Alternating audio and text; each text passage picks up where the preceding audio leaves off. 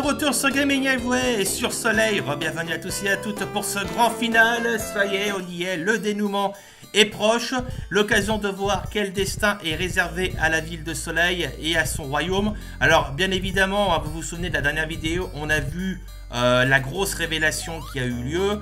Et on pourrait presque se dire qu'on a fait tout ça pour rien, puisqu'au final, tout ce qu'on a fait, c'est de confirmer, entre guillemets, la société de Soleil telle qu'on la connaît depuis le début. Mais ce n'est pas fini, il reste encore une épreuve pour Corona qui va décider définitivement de quel sera le destin de Soleil. Donc c'est parti, on va voir ça immédiatement. Donc vous avez vu, on est tout de suite passé dans le lac. Oh merde, il y a des pièges, j'avais pas vu. Alors faut faire gaffe.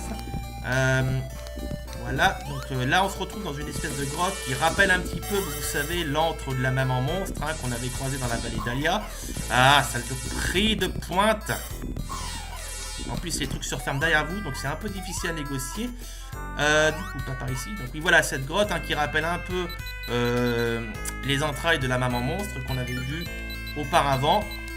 Dans la vidéo précédente, c'était dans la vallée d'Alia. Et là, bah du coup, vous avez vu, c'est quand même un petit peu plus accueillant. Bon, c'est toujours aussi sinistre, enfin un peu moins quand même, mais voilà, c'est quand même un peu moins viscéral et morbide. Allez, donc ici, voilà, pas de problème. On va par ici. Je vais reprendre Charlie quand même. Et accessoirement peut-être Léviathan. Parce que là, vous voyez qu'il faut se frayer un chemin dans ces merdes. Et comme elle repose derrière vous, je fasse attention. Parce qu'il y a quand même des pointes qui se planquent. Mais bon, comme on est pressé parce qu'on se fait rattraper par les espèces de trucs qui repoussent, là, c'est pas facile. Et attendez, voilà. Et hop, et on saute. Ouais, ouf. Je me suis dit à un moment donné, il aurait peut-être fallu avoir besoin de Moa pour passer, mais visiblement ça passe. Moa pour buffer, bien évidemment, Charlie. Voilà, pas de soucis, c'était bien Arnaud qu'il fallait. Ah putain, les pointes qui sont de retour. Hop, allez, on prend ça. Arnaud, merci de nous libérer le passage. Allez. Là. Ouais, bah là, on va sortir le dinosaure à nouveau.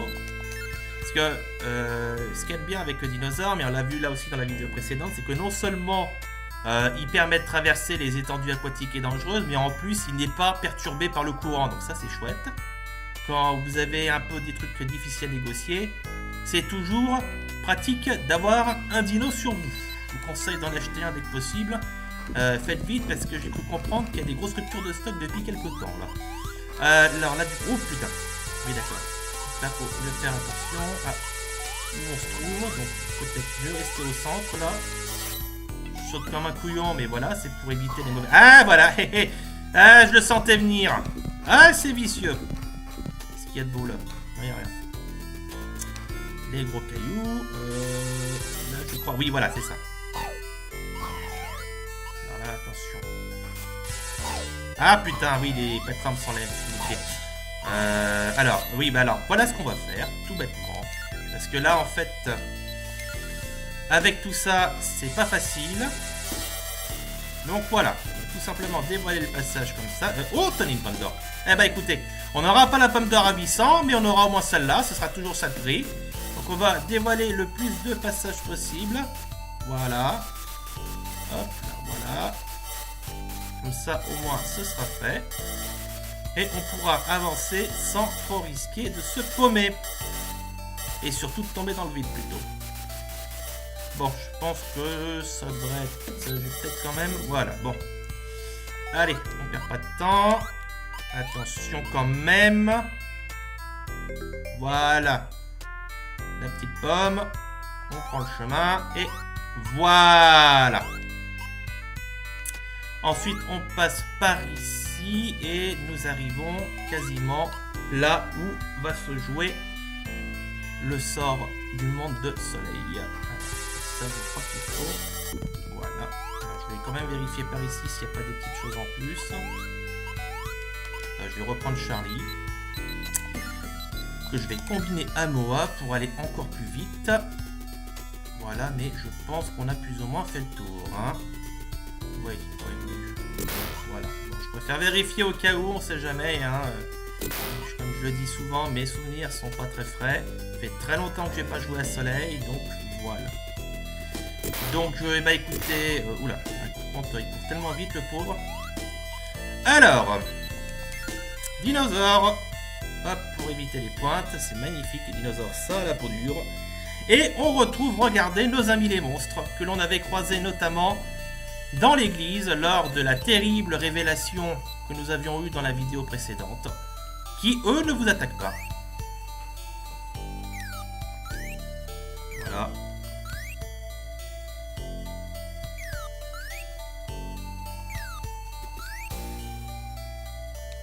Alors, je vais dire non hein, pour vous présenter le dialogue. Et là, si on dit oui. Bon, ben voilà. Rien de plus. Voilà. La petite leçon du jour. T'es un peu bizarre, mais c'est pas grave, on va s'entendre.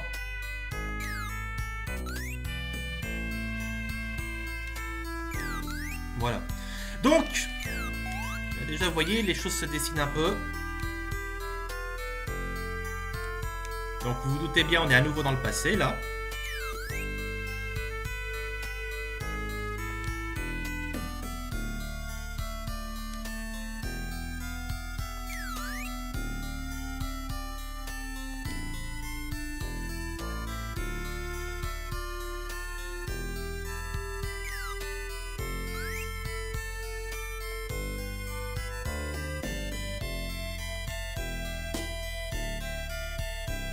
Vous apprenez bien évidemment l'histoire des monstres.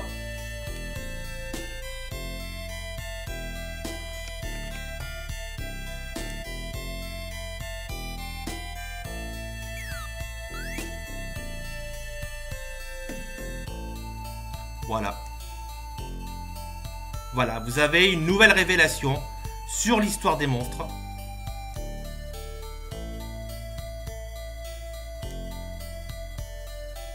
Voilà, et là, du coup, révélation aussi pour le héros.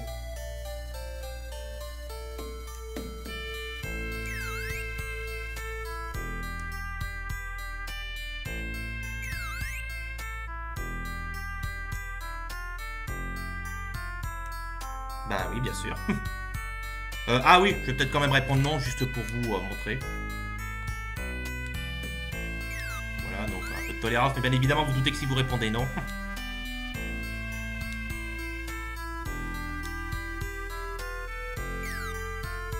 Voilà donc la vérité sur l'histoire des monstres. Hein.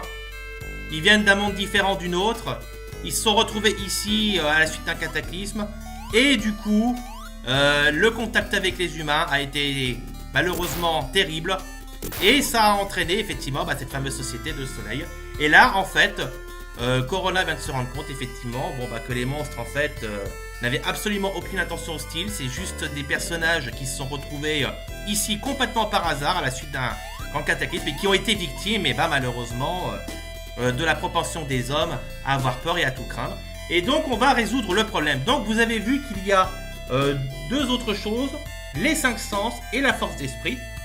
Donc ce sont en fait les boss finaux du jeu. Donc vous voyez il y a 5 portes, chacune correspondant à un sens. Et donc 5 façons de les vaincre différentes. Donc je vais vous montrer. On va commencer par le premier. Donc ça c'est la vue. Alors la vue, c'est pas difficile, c'est un boss en fait qui va se planquer sous le sol. Et vous devez jeter votre épée là où vous pensez qu'elle se trouve. Et chaque fois que votre épée touchera la vue, elle perdra de la vie. Voilà, en faisant bien attention quand même à ne pas tomber vous-même. En dehors de... Voilà, le boss vous touche quand même, donc il faut faire quand même attention. Donc il faut vraiment... Voilà, c'est le principe de la vue, hein. C'est justement invisible et il faut voir par-delà l'invisible. Donc... c'est des combats aussi très métaphoriques. Hein.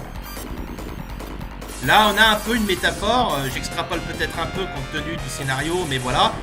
Une métaphore du pour voir la vérité, il faut voir par-delà les barrières. Et seulement après, on a la véritable vision de ce qui est. Voilà, donc ça c'était la vue. Donc vous voyez, c'était pas trop difficile. Là, on a Louis. Donc ça, c'est un boss qui va... Voilà, attention. Qui va en fait vous poursuivre selon votre méthode de déplacement. Il va se repérer. Attention, donc là dans l'immédiat, si jamais vous avez ça, hop, vous sortez le dinosaure. Voilà, comme ça, on évite la glissade. Et on ressort de quoi se défendre. Là, pareil. Bon, là, j'ai pris des dégâts. Alors, c'est pas trop grave si je prends des dégâts. Parce que, en fait, quand vous sortez de la salle du boss, vous pouvez parler à la maman monstre pour vous recharger en énergie. Et elle le fait autant de fois que vous le désirez. Donc, voilà, c'est pas trop méchant. Surtout que les combats, généralement, sont franchement pas très durs. Voilà, donc ça c'était Louis. Là pareil, le métaphore est assez intéressante parce que quand vous avez vu la note de musique, a entendu quelque chose, tout de suite elle se défend. C'est peut-être un peu une métaphore, vous savez, de ces gens qui, dès qu'ils entendent un bruit un peu suspect, paniquent complètement et la panique emmène la violence et tout ça. Voilà, là vous voyez, je me suis fait recharger en vie, pépère, nickel, c'est génial, vive maman monstre. Donc je vais en profiter pour faire une petite sauvegarde quand même. Voilà, troisième partie. Alors ça, je crois que c'est l'odorat, si je ne me trompe pas. Alors ici, voilà, il va se repérer à son odorat. Et il va vous poursuivre pour vous toucher. Donc en dehors de ça, il ne fait rien. Donc là, le but, si vous voulez, vous voyez, chaque fois que je marche sur les espèces de dalles ocre, là, ça crée des trous. Alors, dans l'immédiat, ça ne fait rien. Mais là, si je le laisse placer ici et que je saute, là, c'est pas ici qu'il faut sauter, en fait. Voilà. Vous voyez, ça crée en fait effectivement un sol de pique. Donc là, le pompoco peut être très utile parce que, hop, il va le poursuivre lui et vous aurez juste à sauter ensuite. Une fois qu'il sera sur la partie fragile. Merde, je me trompe de touche, voilà. Ah oui, mais là, oui, voilà, il faut que j'arrive à bien me souvenir du combat. Voilà, donc là je vais ramener mon poco. C'est parce que c'est vrai que du coup les trucs sont reliés entre eux. Voilà, je le place ici. Voilà, et là du coup vous faites ainsi jusqu'à ce qu'il meure. Bon, généralement on n'a pas besoin du raton laveur, hein, mais voilà, vous voyez, il est ici, ça suffit bien. En dehors de ça, vous ne pouvez pas le battre à l'épée, hein.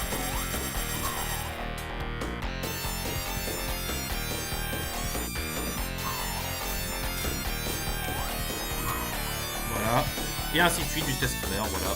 Bon, tant pis, vous prenez des dégâts, mais comme je vous l'ai dit, vous avez vu, la maman monstre est là pour vous soigner en cas de trop faim. Voilà, ça c'est fait. Donc ça c'était l'odorat. Alors l'odorat, j'ai peut-être un petit peu plus de mal à saisir la métaphore. Peut-être la traque. La traque des monstres, vous savez, la chasse aux monstres, on les poursuit pour les tuer, etc. Ça peut être ça, hein. Parce que dans les faits, lui, il vous poursuit à l'odeur pour vous tuer. Donc c'est peut-être un peu pour dénoncer la chasse aux monstres, ça, je pense. Après, comme j'ai dit, j'extrapole, hein, c'est que mon avis. Donc ça, c'est le goût. Voilà. Donc c'est un jeu de Pac-Man, hein, tout simplement, vous avez reconnu le principe. Alors, chose à savoir, les pommes ici ne vous rechargent pas en vie, hein. Donc c'est un peu dommage parce que j'ai jamais vu autant de pommes dans le jeu. Mais voilà. Bon bah c'est pas trop difficile parce qu'en plus les bouches ont un déplacement assez aléatoire. Je ne cherche pas forcément à vous choper. Donc vous devez voilà en manger le plus possible. Enfin il faut manger toutes les pommes. Le monstre, enfin le boss sera buté quand vous aurez mangé toutes les pommes. Bon là je fais exprès de me faire toucher, sachant que voilà, là je vais gagner et la maman va me soigner. Voilà, là c'est fait. Donc là, peut-être que ça peut être une métaphore du fait que les hommes en veulent toujours plus et tout ça, la gourmandise et tout, sur bah voilà, leur volonté d'expansion et de détruire tout ce qui bouge sur leur passage pour parvenir à leur fin. J'extrapole encore une fois, voilà quoi. Et le dernier sort, c'est le toucher. Bon là, c'est un combat de boss tout con, hein, donc il y a deux mains, il faut les buter. Là, j'ai peut-être... voilà. Hop. Donc faut faire attention, le sol est un peu glissant. Hop. Hop. Deux mains. Hein. Ici, on connaît bien l'allusion au toucher. Donc on saute hein, pour éviter de subir trop les affres. Les affres de la glissade. En plus, vous avez vu, hein, les mains ne vous blessent pas directement, elles essaient de vous pousser vers les pics.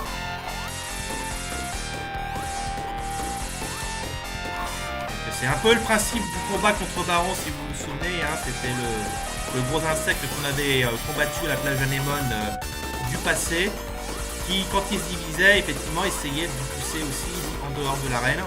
Bon là, c'est pas de problématique. Voilà, en voilà une de détruite. Les vignes sont alliées, comme vous avez pu constater.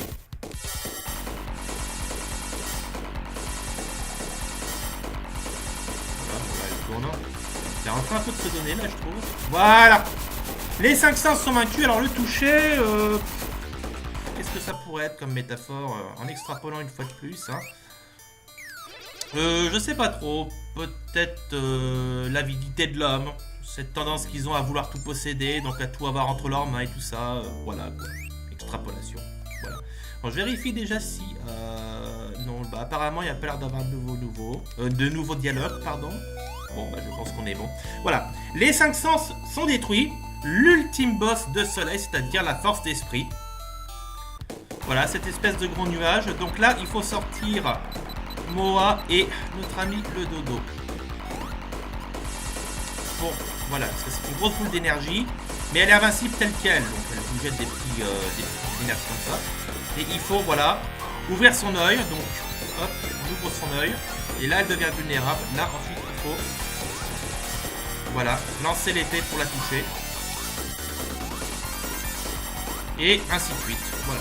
Alors en sachant que vous avez vu que voilà, les boules peuvent détruire les plateformes sur lesquelles vous êtes. Donc c'est un petit peu... faut un petit peu se presser. Bon, généralement on a très largement le temps de vaincre le boss avant que les plateformes soient toutes bousillées. Et au pire vous avez la plateforme d'entrée qui vous permet de rester safe. Même si après du coup pour éviter les coups c'est un petit peu plus dur. Mais comme je l'ai dit, vous avez vu, voilà, ça descend très vite. C'est pas un boss très compliqué, franchement, les boss dans ce jeu sont pas très difficiles, hein, comme vous avez pu le constater tout le long du let's play. Allez, hop, voilà, du coup, hop, à nouveau ouvert, donc je pense qu'on va pouvoir le finir. Si c'est pas ce coup-là, ce sera le coup suivant. Et bah si, ça y est, voilà. Voilà!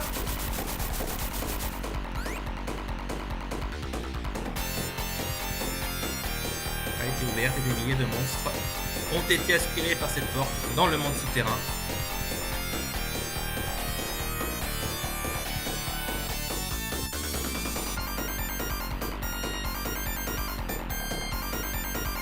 Voilà. Donc la force d'esprit, je pense qu'on peut dire que ça résume en fait la mentalité humaine.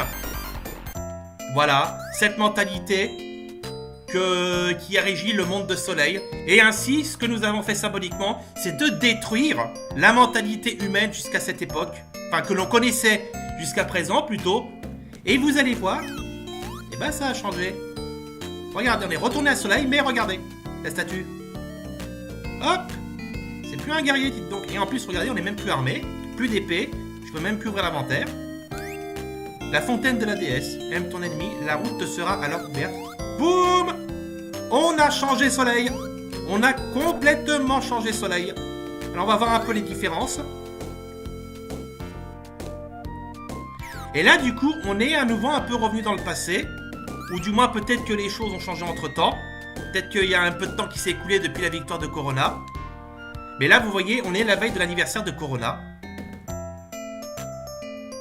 Voilà, tout de suite. Vous voyez que là, pour son anniversaire, il a reçu un livre. Qu'est-ce qui s'est passé? Eh ben, la société belliciste de Soleil a disparu, mes enfants. C'est fini. On est dans une société pacifiste. Regardez, on va à l'église. Donc là, je vais dire non, je vais faire couillon. Donc là, on se remet à la volonté du Seigneur. Donc là, traduction rapide est la foi.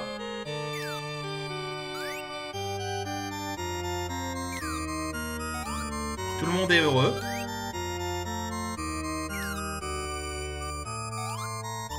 Donc l'église. Vous voyez. La paix est revenue. Mais cette fois-ci, une paix véritable, parce que la paix de Soleil telle qu'on la connaissait avant, bah, c'était pas vraiment la paix. Donc là, vous voyez, on peut plus retourner au terrain de jeu. Voilà, donc là, oui, effectivement, on est bien retourné dans le passé. Parce que le terrain de jeu existait déjà au moment où on a démarré l'aventure. Donc là, on a repris, on a un petit peu reculé, à nouveau. Ici, là, on est dans la maison. Voilà.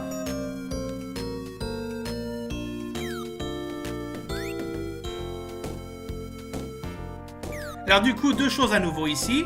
Rafflesia qui va devenir, je reprends le terme, j'ai plus le terme en tête.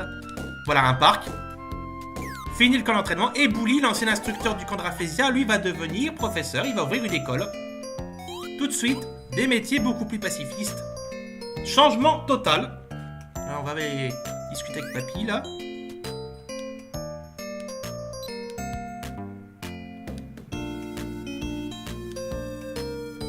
Voilà. Là, pareil. Respecter la vie, respecter ce qu'on nous offre, respecter ce qu'on voit. Message de paix et de tolérance.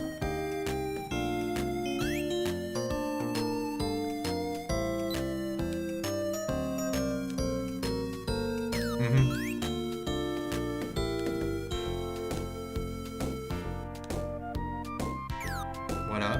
Donc Soleil qui est devenu une place où il fait bon vivre. Et elle dit qu'il n'y a rien dans la forêt, sous-entendu, il n'y a plus de danger, il n'y a plus de monstres, il n'y a plus rien. Nous sommes dans une société qui n'a pas connu les monstres.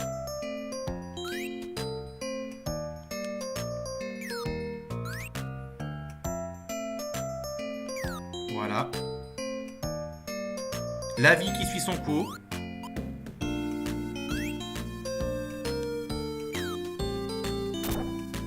Et là, regardez, qui est là?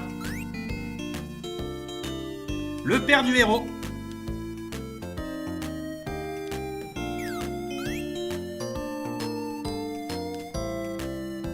Voilà.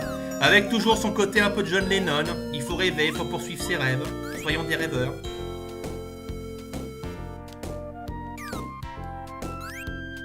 Voilà, donc là une petite quête au passage, hein, récupérer Pilou. On va aller voir en bas un peu ce qu'il y a. Et ensuite nous allons nous rendre au château. Là il y a l'air d'avoir personne. Non, il n'y a personne. Bon, et ben voilà. Ah si, il y a un petit gamin là. Ah bon. Bien, malgré tout, on n'a toujours pas combattu les rhumes, hélas. Mais bon, on peut pas tout avoir dans la vie. Au moins. Ah oui, et j'oubliais, on a perdu à nouveau la capacité de parler aux animaux. Voilà, donc pas de soucis. Là, les choses sont vraiment rentrées dans l'ordre, même si bah, parler aux animaux c'était quand même sympa. Allez, tout le monde au château.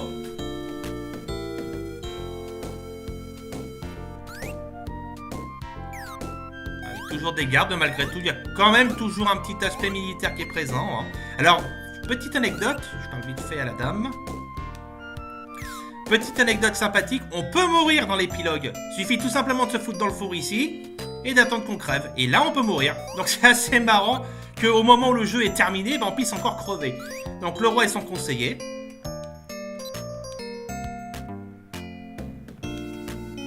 Voilà, donc lui, il vous invite à aller voir quand même la statue et le roi.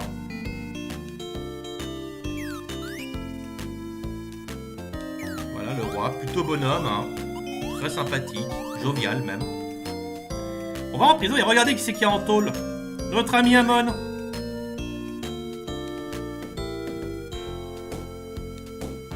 Voilà. Et ça c'est assez intéressant. Parce que voilà, là c'est encore le mythe, enfin tous les codes de la fantasy qui sont démythifiés quoi. Qui sont littéralement éclatés. Amon était, dans la société de Soleil, quelqu'un de révéré. C'était le héros par excellence. Et en fait, quand on s'est foutu dans la peau des monstres, on s'est rendu compte que c'était un pauvre con. Quand on a été changé en petite glace dans la forêt, et qu'il nous a attaqués, on s'est tous sentis, enfin je pense, moi je l'étais, mais je pense que vous aussi, on s'est tous sentis un petit, vraiment agressés par ce type, par ce pauvre connard qui n'a pas hésité à s'en prendre à une famille de monstres, à des enfants monstres. Uniquement parce que c'était un héros. C'est aussi un couard, on l'a trouvé dans la forêt de fraisiers gelé dans un glaçon, on n'a pas vu ce qu'il a dit après, mais à mon avis ça devait être très fleuri. Et là voilà, avec la société de Soleil qui a changé, lui il n'a pas changé, et du coup qu'est-ce qui se passe? Et ben il est passé d'une société où il était au sommet entre guillemets du modèle humain, pour être au plus bas. C'est un mec belliqueux, hargneux, et du coup maintenant qu'on est dans une société pacifiste, tout le monde le déteste. Et c'est ça qui est assez prenant. Ça aurait été intéressant d'avoir un peu le point de vue de Hamon à ce sujet-là. Peut-être de travailler un peu plus ce personnage. Pour voir un peu comment il a pris la chose. Enfin, je sais pas s'il a été conscient de la transformation de la société, je pense pas. Mais voilà, c'est assez intéressant de souligner ce détail, quoi. Les transformations et les implications que ça a. Donc là, bah, pas de souci, on est de retour dans les appartements du roi, en hauteur, avec la petite servante, et vous voyez Pilou qui s'amuse avec le chien. Hop. Et là, notre ami Pilou. Voilà, du coup, on récupère Pilou. Je crois que l'inventaire, non, on n'a toujours pas l'inventaire. Mais par contre, on peut toujours, effectivement, vous voyez, le mettre en position d'attaque, enfin, entre guillemets, de morsure. Donc voilà, on a récupéré notre Pilou. Donc là, pour le coup, on va pouvoir quitter les lieux.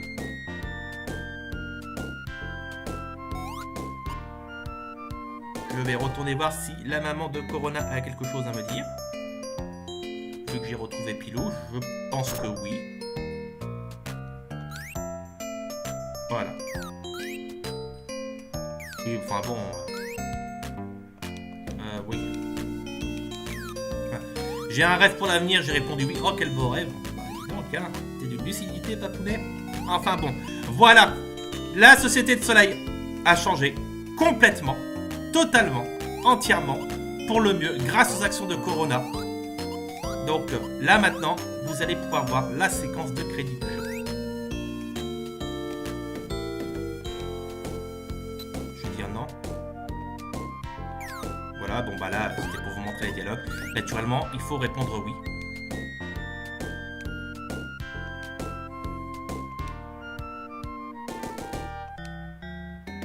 Voilà, donc là on suppose que, je pense que vous en doutez, elle est un peu amoureuse.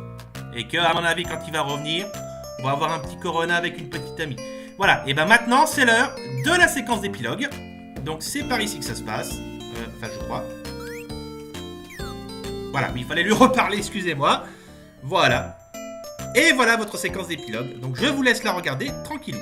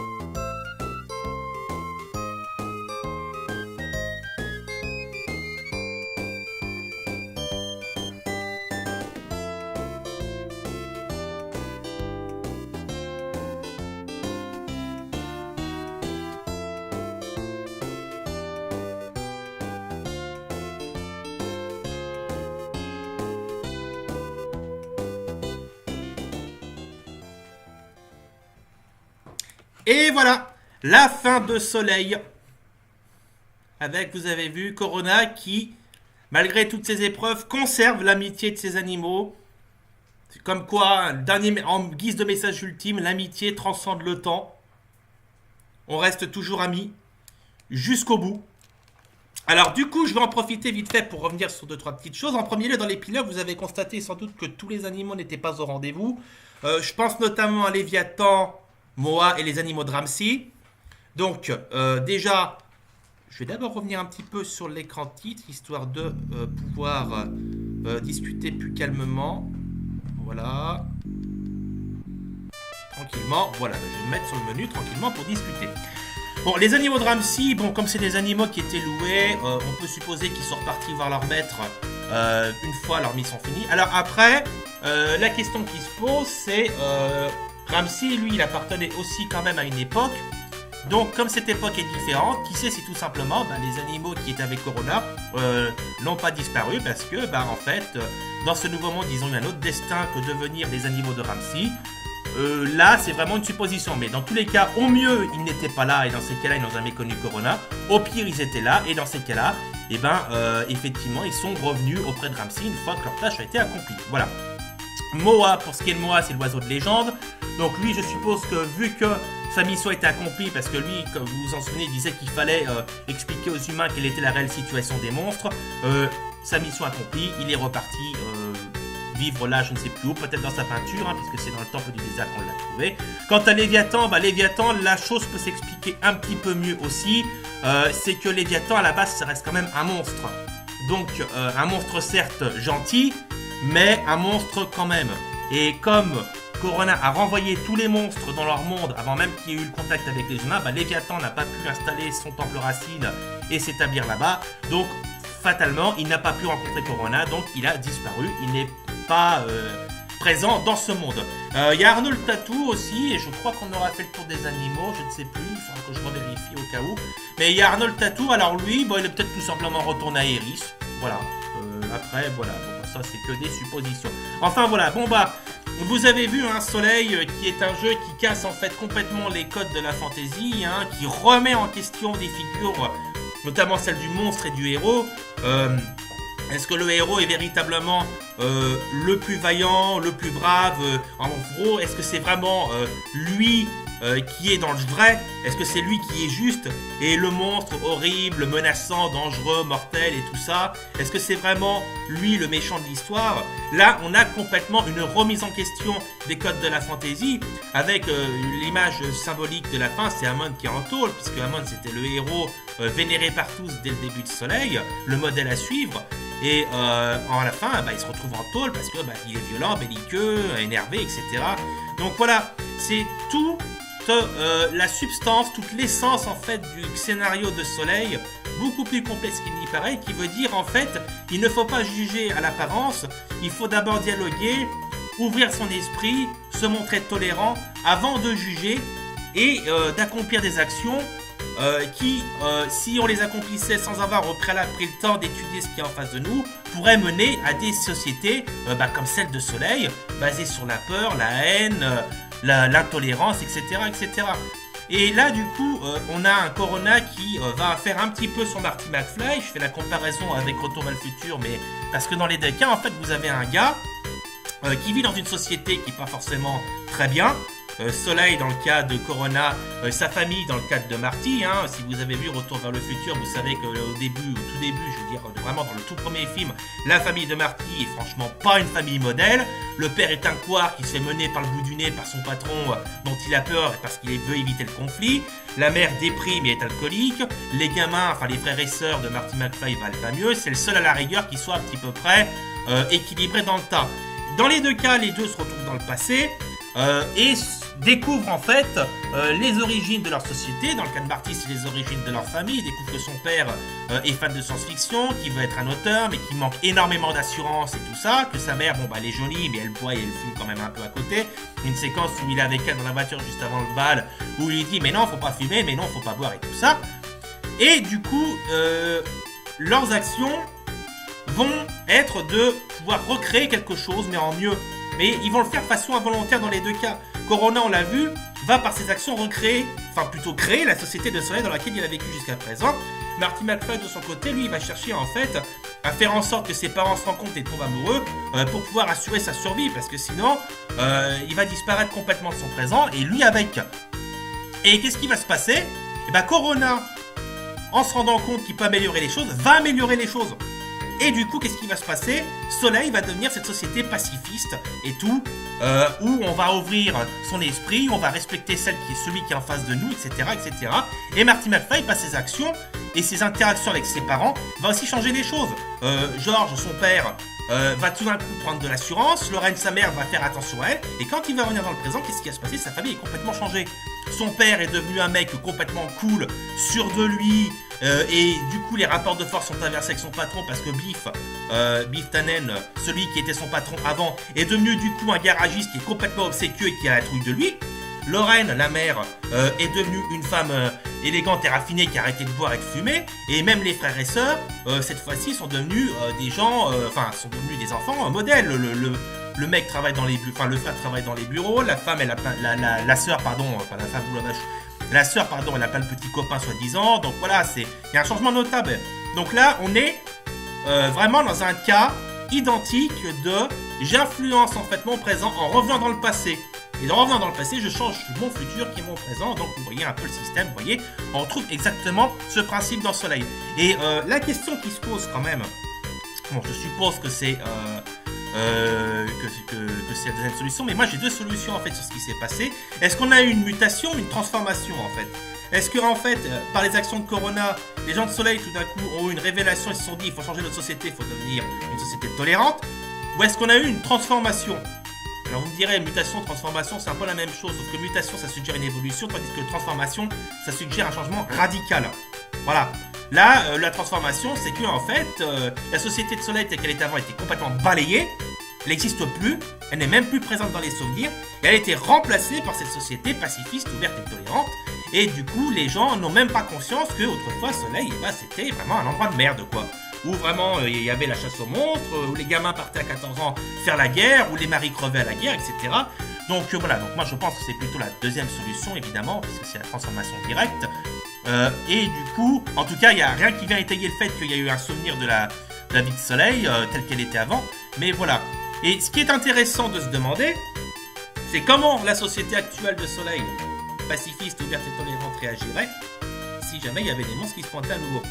Est-ce qu'ils s'en tiendraient effectivement à leur grand discours? Est-ce qu'effectivement ils seraient toujours tolérants, ouverts d'esprit, que les petits oiseaux? Ou est-ce qu'au contraire, en voyant la gueule des monstres, tout de suite les vieux instincts remonteraient pas? Ou du moins, dans le cas d'une société qui n'a pas connu de société belliciste avant, se créerait? Et du coup, on se retrouverait à nouveau avec un Soleil belliciste. Et voilà. Et ça aurait été intéressant comme concept pour une suite, mais malheureusement, il n'y a pas eu de suite à Soleil. Malgré le fait que c'est quand même considéré comme une des pépites du ARPG sur la Mega Drive. Je rappelle que c'était quand même un peu la réponse à Zelda 3. Alors, pour faire le comparatif avec Zelda 3, c'est clair que Soleil est peut-être moins mythique que Zelda 3. C'est même pas qu'il est peut-être, c'est qu'il est moins mythique que Zelda 3. Mais scénaristiquement, je le trouve quand même meilleur. Alors je vais sans doute dire un blasphème, et pourtant ça vient de quelqu'un qui vénère la saga Zelda outre mesure. Mais Zelda, ça reste très classique quand même, quand on y pense. L'univers est riche, il y a plein de personnages qui sont géniaux, mais le fil de l'histoire est très classique. Ganon arrive, il fout la merde sur Hyrule, Link se réveille, avec Zelda, ils vont buter Ganon, point barre, tout le monde est content, au revoir. Soleil, là, c'est l'anti-Zelda dans le scénario. C'est est-ce que le monstre est vraiment le monstre, et est-ce que l'humain est vraiment le bon? Est-ce que vraiment le bien est du côté des humains et le mal du côté des monstres? Est-ce qu'il ne faut pas un peu sortir de notre manichéisme à la con et essayer de voir un petit peu plus loin? Et de voir si c'est pas un petit peu plus complexe tout ça. Et c'est tout ça que Soleil veut dire. C'est vraiment un cassage complet des codes de la fantasy. Et c'est la très très très grande force de ce jeu qui consiste à dire en fait, n'allez pas juger à première vue, essayez de voir au-delà des apparences. Et ça, c'est un énorme message de tolérance qui nous est adressé déjà à cette époque, dans les années 90, et c'est pas rien de le dire. Donc Soleil, voilà, c'est vraiment une perle du RPG sur console. N'hésitez pas à le refaire de votre côté. Bon, vous avez vu à peu près tout ce qu'il y avait à faire, malheureusement, parce qu'il a quand même deux gros défauts, ce jeu. En premier lieu, c'est la traduction française qui est quand même assez approximative. Il y a pas mal de fautes, d'errements. On a même vu des bugs. Je me rappelle notamment dans le petit village humain à Iris, où je crois que c'était à Iris. Oui, c'était à Iris, il me semble. Où la fille avait les dialogues du chien qui avait juste à côté, donc effectivement c'était un petit peu mal foutu. Des erreurs un peu de grammaire, de syntaxe et tout ça. Enfin bon, bref, je sais que les Anglais apparemment ont eu un peu des soucis comme ça aussi. Donc voilà, ça aurait mérité quand même d'être un petit peu plus bossé quand même, parce que voilà, c'est dommage. Bon, c'est un détail, mais ça pique toujours les yeux quand on est sensible à ce genre de choses comme moi. Voilà. Et le deuxième défaut de Soleil, c'est qu'il manque de rejouabilité, hélas. parce que là, on pourrait se dire, mais il y a peut-être des choses à faire, il aurait peut-être fallu prendre le temps de plus explorer, mais malheureusement, vous avez vu tout ce qu'il y avait à faire dans Soleil. À la rigueur, si vous n'avez pas trouvé le raton laveur, ça vous fait toujours une petite quête à faire, et encore, vous avez vu, ça a pris même pas 2 minutes. Ou à la rigueur, continuez à chasser la pomme d'or si ça vous tente. Bon, c'est pas ce qu'il y a de plus excitant, mais ça peut toujours être une raison de prolonger votre séjour dans le soleil. Mais en dehors de ça, c'est tout, il n'y a plus rien. Il n'y a pas de mini-jeu, il y a bien le petit truc de carte là, mais c'est franchement pas ce qu'il y a de plus excitant. Et encore, je suis même pas sûr qu'on puisse le refaire. Enfin, que je revérifie, enfin, je sais pas, je verrai. Mais voilà, c'est vraiment l'aventure pour l'aventure. Vous n'y venez pas pour les mini-jeux, la rejouabilité. C'est pas dans comme un Zelda, vous avez des secrets, plein d'objets secrets à trouver comme les médaillons, des grottes à bomber, etc. Mais c'est un jeu qui est suffisamment prenant, scénaristiquement et aussi en termes d'atmosphère, parce que c'est vraiment chouette. Hein, et il y a même un gameplay qui est très bon, c'est très chouette, les idées des animaux qu'on peut utiliser avec des combinaisons et tout ça. Voilà, c'est un jeu qu'il faut faire pour le scénario et pour l'aventure elle-même, pure et dure. Voilà, vous n'y venez pas pour les mini-jeux ou pour la rejouabilité. Mais c'est toujours un plaisir d'y rejouer. Et moi, j'ai pris un grand plaisir à refaire ce soleil. Hein, vraiment, c'est toujours un enchantement, un ravissement. Et j'espère que vous-même, vous avez pris beaucoup de plaisir à voir ce let's play. Donc voilà, n'hésitez pas à aller voir d'autres let's play. N'hésitez pas à laisser des commentaires. Je suis ouvert à toutes les critiques. Hein, toujours dans le respect, bien évidemment. Il n'y a pas de souci. Et puis, je vous donne rendez-vous du coup sur Gaming Highway pour d'autres aventures, hein, rétro ou modernes. Donc, je vous dis au revoir à tous et à toutes, et je vous dis à très bientôt sur Gaming Highway. Salut, salut!